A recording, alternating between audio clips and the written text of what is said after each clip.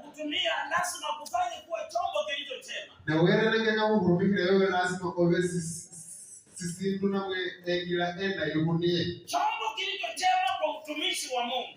Wewe lazima obe sisindu sile yokubweno wele. Lazima ujifunze kushinda majaribu. Wewe lazima uingie kugira kama temo akabu. Mungu amekuweka mbele yako majaribu. Wele karere wenu kama hago. Ili uweze kuyashinda.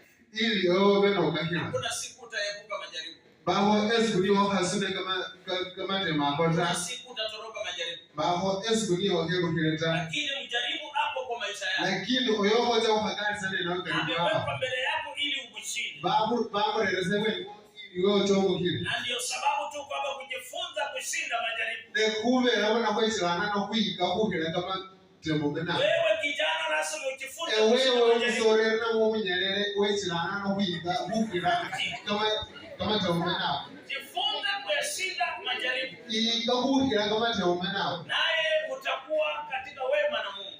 Nyoko cha kuwa mula ibwa wewe ananena. Na Mungu anaenda kukuinua mara tena. Na wewe hata kwa miazi mara hule ranga. Na wewe utakuwa wa baraka. Maria walikuwa chombo kile chikazi.